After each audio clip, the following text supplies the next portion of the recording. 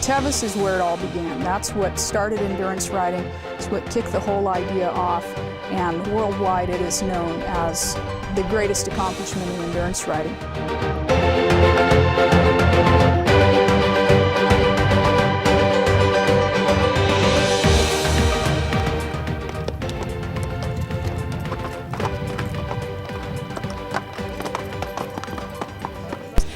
It's just special to be able to ask your horse to do that and ask your body to do that. It was wonderful. And you know, even though right now I'm pretty sore and say, oh, I don't ever want to do that again, I'm sure in a few days I'm going to say, you know what, that was neat and I do want to do that journey again. I've told people for years that Tevis was like a drug, and that it's one of those events that once you do it, you either are totally hooked or you'll never touch it again.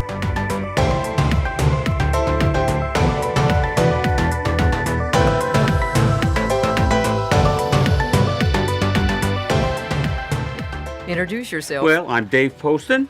I've done 9 Tevises, and I got pulled on several. My specialty was riding ties, and that's how I got involved with the Tevis. I really like the running aspect of and the horsemanship that takes place with a riding tie, and found out about the Tevis and thought this ought to be a cool thing. So in '76, my daughter and I decided to do it. She was 12 years old, I think, and we had to get old Drusilla Barner to sign off on letting her start even. And we had a great time, and I got hooked on it, and for a lot of years, and next thing I know, I got Gordon going and Pat going, and we all started doing the Tevis, and it was a big part of our life, that and the riding tie. Yeah. And basically, like I say, my thing was running also. Like when I did I've never ever ridden a horse through any of the canyons. I've never been on a horse through it. I run down one side, I grab the tail, and I go out the other side. And so I think it was a benefit to me, you know, because I could do that. Yeah. And anyway, that's how I got started, and I loved every minute of it, and had a lot of fun training rides with the last guest, Gordon, here, and with this gal here. We used to go up on a Friday night and get dropped off clear way up around Forest Hill, and we'd ride all through the night to get used to the trail, riding in the dark. And we had an interesting thing one time. We were coming below that. They had a vet check at Echo Hills for a while, and we went across some private property and got to the bottom, and a guy had a shotgun there, and pointed right in my face and said we weren't going any further. Anyway, I won't drag this out. We finally talked our way out of it. Didn't get shot. But I thought we were going to. When we left, this guy was really, really irritated, and I thought I was going to hear a gun go off when we insisted we weren't going back up. He wanted us to go back up the hill and go back to our, you know, where our trailers had dropped us off. And anyway, we went on, and we didn't hear a gun go off, and we made it. Across the river. So. And I agree with Pat about the horsemanship part of it. I think that's so critical. Knowing your horse and knowing what the horse is capable of and that kind of thing. I never took a horse on it that I didn't know and understood, and I just feel that's very, very critical. I made a mistake a few times of trying to go too fast, thinking I could run with the leaders, and every time I ended up getting pulled. Whenever I went there, just had a good time, and like Pat, listen to the horse and just go through. I always made it easy. The horse looked as good when I finished as when I started. It was only when I got in this competitive mode where I thought I had to go faster, then I got pulled. And this guy got me going, doing riding ties, and I'll tell you one thing, I did 2 of them, 40 miles. I've discovered I am not a runner. I am a rider. But I did it and got through them. But I'll tell you one thing, I think every endurance rider out there should do maybe a riding tie of some sort, short, small, whatever. It shows you what that animal is going through in your own internals. I mean, you realize there is a little pain involved, and they don't tell you that, but it's going on in there. And only you can find that out by actually exposing yourself to it and trying to do some of that running. And so I learned to appreciate the horse after doing a couple riding ties. I appreciate what they're going through immensely. Yes, I'm amen to that. I had the head veterinarian on the Tevis tell me that he felt that everybody should go out there and have to run 10 miles and see what that feels like to be dehydrated or even more. He felt that people would have more apathy for the horse if they knew what that horse was going through rather than getting a little tired and starting hitting it or something like that. On the Tevis Cup, my best one was my very first one. How can you top riding a quarter horse that I've been doing gymkhana with, and my daughter, 12 years old, who had a Morgan quarter cross, I think, that done well on gymkhana, and to go do that ride, that extensive ride, and come in with the horses looking like when we started, and to be still checking them in coming into the finish, and to look over and see my 12-year-old grinning from ear to ear that we had done it. That's a big thing in your life, and I'll never forget it. Never forget it. It was by far the best of anything, and I've had some really fun. I rode it with a lot of friends that wouldn't have even been able to do it without me. They borrowed a horse, and we would just go have a fun day and get through it. And but seeing my daughter, and she was just a baby really, and she did a heck of a job, and the horses looked like when we left Squaw Valley. It was really cool, and you can't beat that feeling, I don't think. My feeling on today, and I haven't ridden it since '90, but when we did it, there was a lot of camaraderie between the veterinarians and us, and the veterinarians, in my opinion, really knew when a horse needed to be pulled and when it should go on. They really were very, very good vets, and they depended a lot on their, well, not a lot, mostly on their experience and their knowledge. And if they ask you to pull out, you know that you're horse in trouble. But some little minor thing, in fact, this quarter horse that I rode, the second year I rode it, we didn't pad, and she was real flat-soled, and she got a little ouchy, and the vet told me at the first check, he said, she's a little ouchy, Dave. I'm going to watch you all day. When I finished, that horse was not ouchy anymore. We went the whole... And I just think that feeling, the trust in that vet, and the vet trusting me that I wasn't going to go hurt that horse. I think that's a difference in the last times I rode it. It just seemed like everything was more statistics and mechanical rather than the gut feeling of those old veterinarians.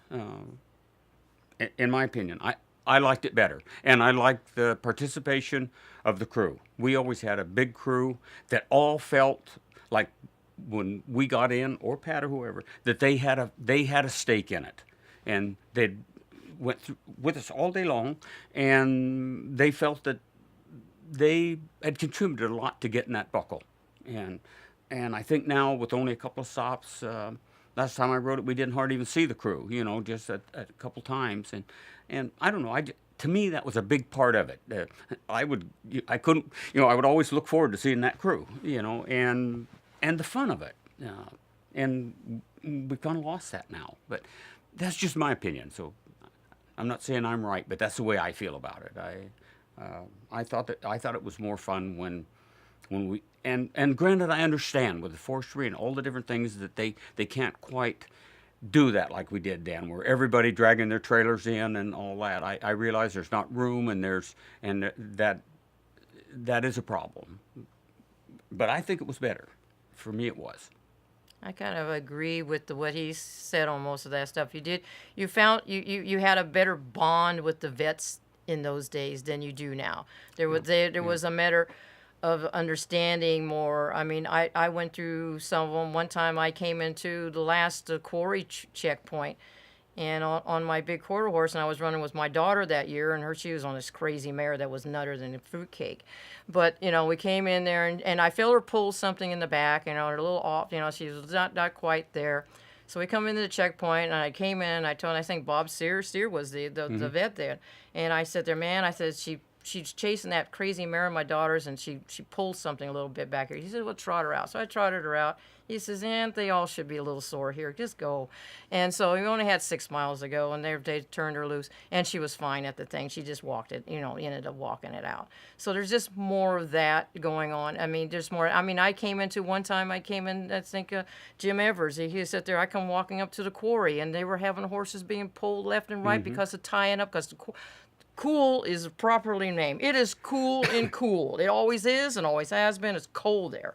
And the horses kind of tie up there if you don't keep them warm. So I come climbing up out of that canyon, and I come into that checkpoint. And here comes Edwards, comes over. He saw me, and he saw my big quarter horse, and he knew. He says, Pat, give me your card. I said, give me your card. Looked at her, trotted her, he says, get out of here. He did not want me hanging out there because he did not want that horse tying up and being in that cold area. So they worked more. I mean, they really helped to push you through so you can complete it. And was more work involved. I mean, nowadays it's like a mechanical thing you're going through, and everything is a mechanic. There's no personal involvement anymore. I mean, and that's the difference that you see a big point of. It's more mechanical than it used to be. And to add what you're talking about, that very thing at Pointed Rocks, when we had a vet check at Pointed Rocks, Rhonda and I were riding in. That's our daughter, and a guy from Montana had started 11 times and never made it. And we picked him up way up somewhere, and he said, can I ride with you guys? And we said, sure. So we came in there to Pointed Rocks, and Branson was the vet. And it was moonlight, Yeah. And Branson steps out and like this, and he's watching us come in. We were trotting, trotting. And he just come up, put his hands on my horse and Rhonda's horse a little bit. He said, your vet check is to go over there and get a cup of coffee and a donut and some milk for her. That horse I want to see, the guy from Montana. Yeah. And the poor guy got pulled right there. Yeah. But I'm saying Branson knew just the way those horses were moving and just put his hands on them. And he knew that we were okay, and that one got pulled. I felt bad for the guy. Yeah. But that's how sharp those guys. Yes. And not that the vets now aren't sharp, but he didn't even need a big exam. He knew right away. And he made the right decision. And so anyway, that's exactly what you were saying, and we did have that rapport with the vets, which I think is lost a little bit. Yeah.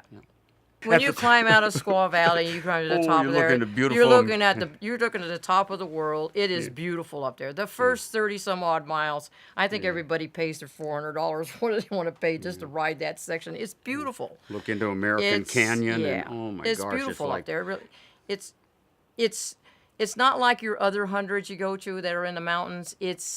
You're actually riding the true ridge of that mountain. I mean, you're right on the crest, the top of the mountain. You're like walking, you're looking in two sides of it. You can see a valley over here. You see the valley over here. You got French Meadows over there, and you got the valley. It's beautiful up there. It's a beautiful ride up there.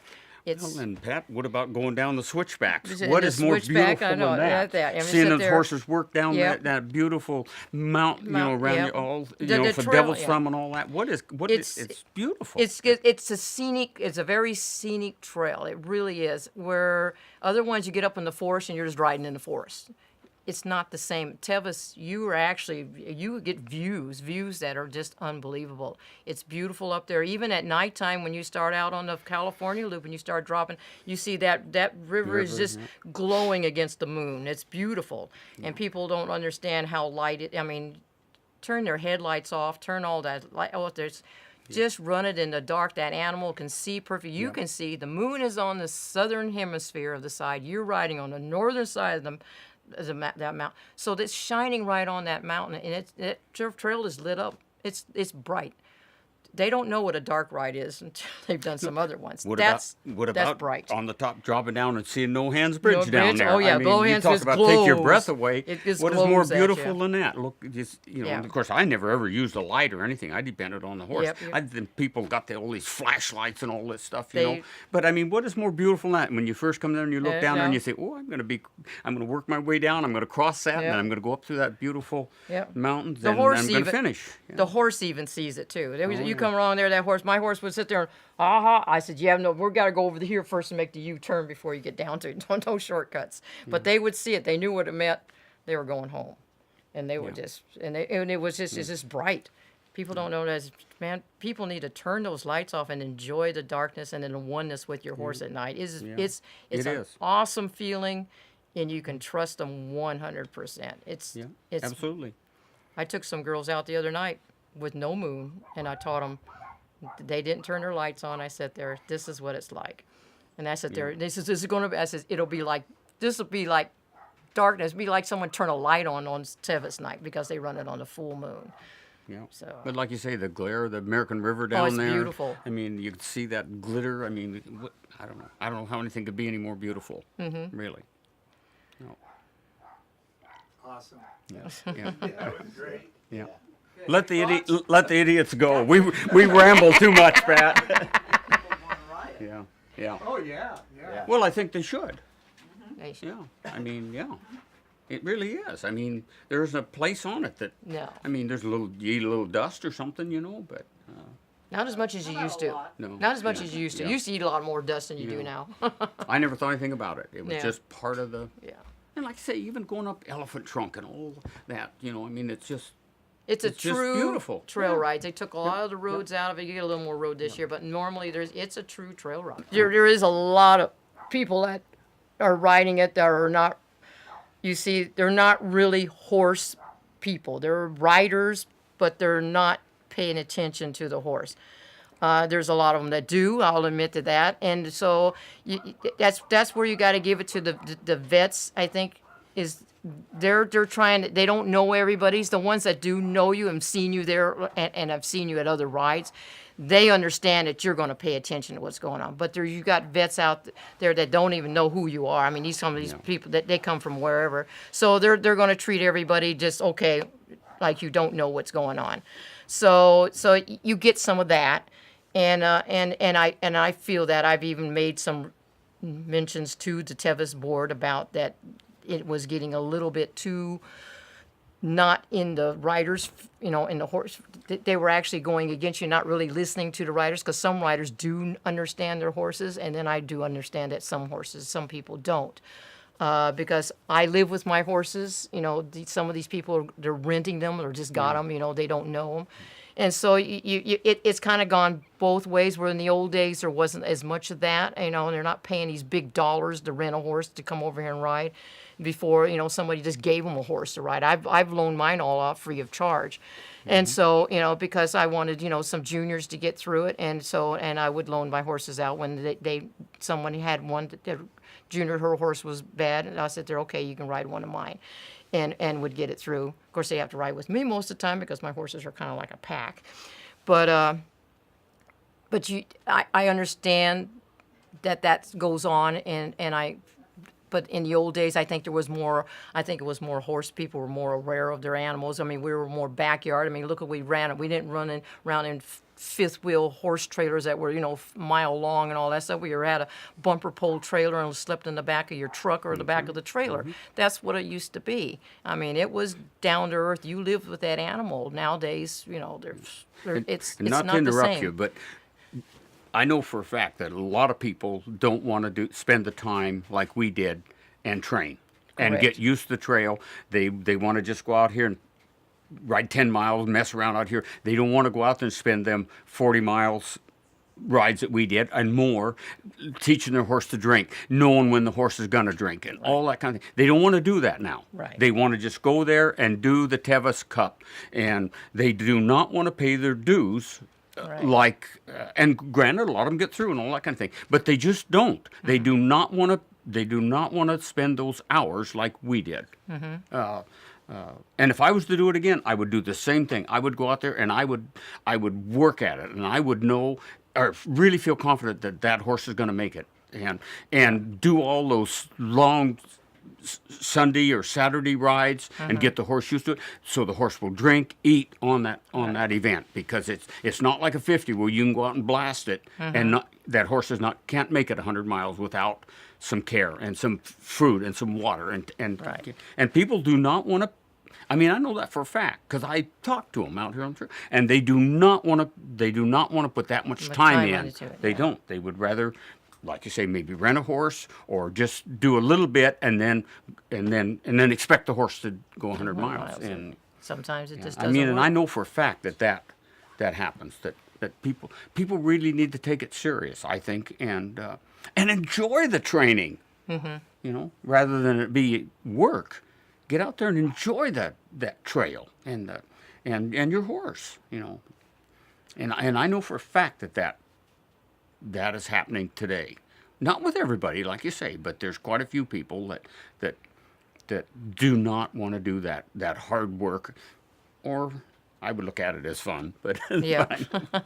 well, is that the most fun thing too? We talk yeah. about that beautiful trail, Yep. riding up there and looking at those a painted X on that rock, setting that horse up Yep. and just going right up it smooth as silk. And again, it's a good feeling, isn't it? Yep. You ride up to that thing, you see that beautiful thing, and you know, and again, you know your horse. You set him up nice or her, and you just flow up that thing without missing a step. Right. Yeah. And it's a cool feeling, isn't it? Yep. It is. They actually go stick. across the top and gone. Yeah. Yep. They stick better than people think they do. They go right up it, and you get a momentum. You kind of, I time it, that big old quarter horse, so I've got pictures over, she flew over that rock. I mean, literally flew over it. And then I just have to tell the photographers, I says, get ready because she's quick. And the faster you, and people had to learn, you watch some of the other people do it, they were still holding on to the rein.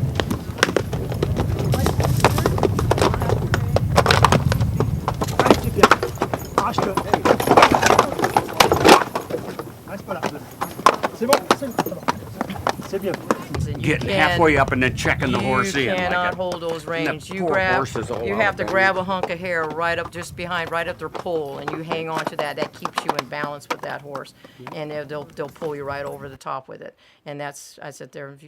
You just wait till the horse up there just before he clears the top. You just turn yours loose because they're just tail chasing then, and they'll fly over it.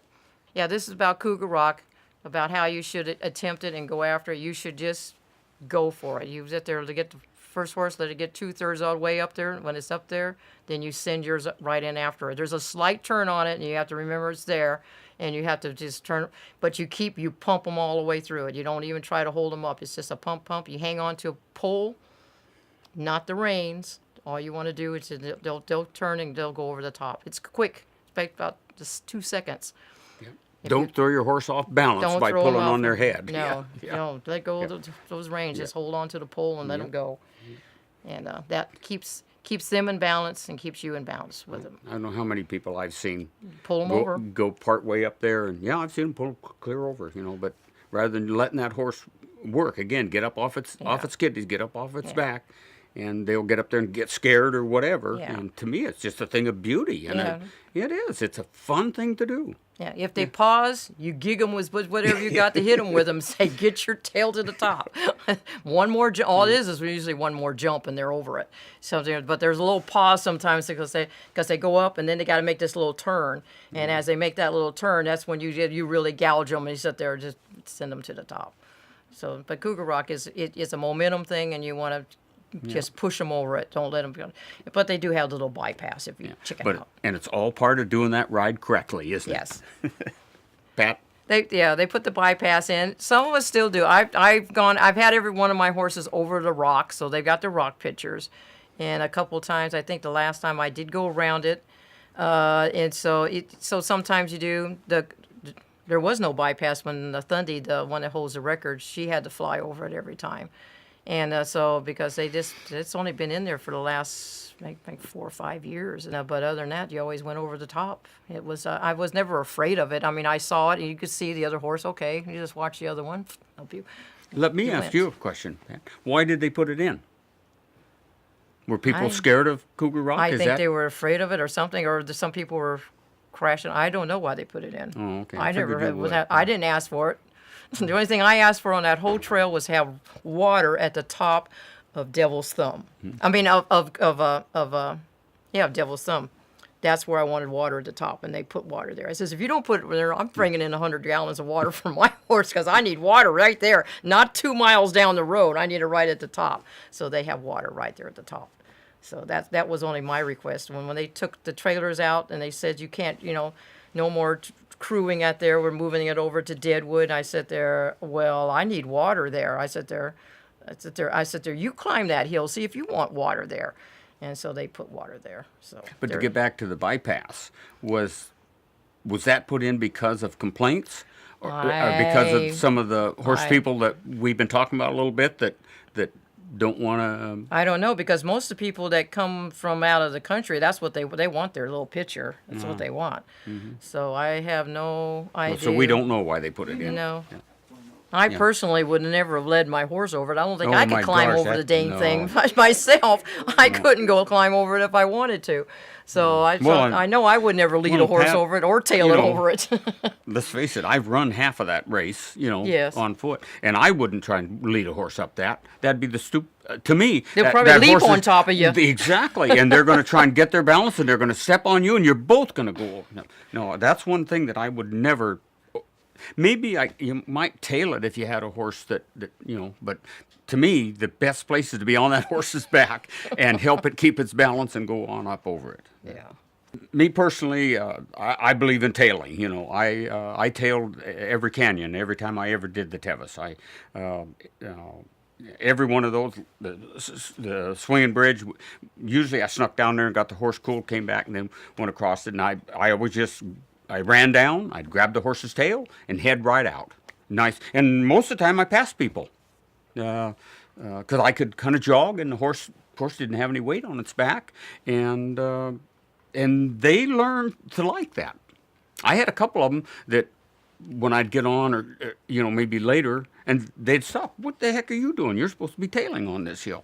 And so me personally, I've tailed every canyon. Like I say, I've never ridden a horse down. I don't like that. I don't like the pressure on their shoulders. And if you can run, why would you do that? They can just go loosey-goosey behind you. And you don't have to go fast. You could even walk brisk. And that's not for everybody. But I'm saying I felt it was the best on the horse to take the pressure off the front shoulders, and then going up, just grab the tail, and it's really pretty easy. And it's certainly easier on the horse. I've was going to tail. I think I've done a little bit of tailing, but not much. I ride mine down. Well, riding a quarter horse, and one was a cutting horse, and the other one was a roping horse. So they kind of would set up on there, so I could kind of jiggy joggy all the way down. And going up the other side, the first year I did it on my little Poco Bueno mare, I broke my foot at the start of the ride. Oh boy. So I didn't know it was broken, but I knew it was thoroughly injured. I didn't find out it was broken until 2 days after the ride. But anyway, I knew I wasn't walking, because when I got to Robertson, we changed my tennis shoes, cut holes out of the toes because my toe was smashed. What happened is my horse had went down, and when she clambered to get back up, she clambered right over my feet. So anyway, I got back on. I got into Robertson. I changed my shoes, cut the toes out of some old tennis shoes, so I had my toes hanging out, and laced it up real tight and got back on. I said, well, I think tailing is out now. So, but that little quarter horse mare carried me all the way to the top of all the canyons, so I knew they could do it, because she was only 14 too. So I sat there. So then I rode the other one. She's 16 hands, and I got off of her a couple of times, but not very often. Most of the time, I would be on her, and some people will be dying trying to lead their horses up. I said, there, hang on to her tail. She'll pull you on up with me on her back. She doesn't care. Yeah. So, and she, every time I get off of her, she'd start trotting. So I said, well, I'm getting back on you. Yeah. So I learned to stay on. She only had me, there was one place on, just before the switchbacks, I had to get off, because it used to be real shelly and straight down, and I would get off, and in fact, she got to a habit where she'd get to the top of that and wait for me to get off her back, and I had to walk down this shelly stuff. In fact, there was a real loose place there. And that deep of, yeah. Yeah. So then I get back on her there and continue. Other than that, I rode them all the way. That's pretty much after I rode the little tiny one, I figured, well, I guess the big one can carry me too. So I always rode them. Yeah, and I'm not saying, Pat, it's for everybody. Right. I'm saying for me, because let's face it, I was running a lot, and for me that was the best way to do it. It wasn't for everybody. No, absolutely not. But He was a runner, Yeah. I'm a rider, and that was the difference. I sit there and watch them do those riding ties, and they go for 5 miles like a deer going across the desert. I sit there, I can't do that. So I knew better. So he was a runner, and he would do it. Though Gordon ran to Tevis, and you Yep. didn't. Yeah. No. You chickened out. Yeah. No, I didn't chicken out. You have to You talk to just- my wife. Oh, she says no. She said, I'll crew for all of these crazy things. The riding tie takes a big crew, and the Tevis Cup and all that work. And she said, and I qualified, for the Tevis, for the Western States. And she said, that's one thing I really don't want you to do. And most everybody that does that goes through a divorce. Almost all of my friends would. So I thought that's one thing that I just won't do. And so I never did. I Well, never, you did. You paced him though. You helped him out. Oh, I paced a lot of people. Yeah. Yeah. But it was in an effort to save my marriage. I didn't, and like we were talking about before, that driving those trailers from spot to spot and setting up and getting the water and the food out. Your crew, would really worked very, very hard. I always said riding the Tevis was easier than crewing it. Oh yeah. Yeah. Well, my husband at one time had to come back and get me at Last Chance, and he comes back there. He had your trailer on the back or something. Yeah, they had the 4-horse trailer, and come back there and had to put gas in the truck. Of course, it's hot. Gas exploded all over him when he Oh, put my the gosh, gas. yeah. He was not a happy camper coming back to get me. And then some guy had this horse in there that was trying to kick the back of the trailer out as he's trying to pull these horses out. We finally stopped and says, "Your horse has to get out because this is not my trailer and you can't destroy it." So we dumped him out and he put him in another horse trailer and we came out of there. But that's when, the crews had a rough They did. time They in the worked old very days. hard They have and- it easy these days. The crews had a Yeah. rough time in the old days. Yeah. They have it. They don't. They think they have it rough now. They don't. They have it easy. Though in fact, No, they did. They the really worked crews hard. I use, I have a bumper pull trailer, so I'm able to. I use my trailers used as a transport trailer, so it can go into the checkpoints because my crew are non-horse people. Yeah, they're that's true. Yeah, that's they're true. hot rodders, Yeah. and so they move the equipment, and so I call them. They're my equipment movers. They don't crew the horse. I have to do all the horse stuff, but at least they get my equipment there so I can do it. And and But there's only don't 2 you think, times. Pat, that the people that before, like I say, when we first were starting, well, a long time, don't you think the crew had a pretty big stake in us making it? Yes. I think they felt when we came into the fairgrounds that there was a piece of them finished Right. with us. I'm Because they were a part of it before. Yeah, they and- absolutely and were, they're yeah. not as much of a part of it nowadays. No. boy, did we windbag them to death. That's-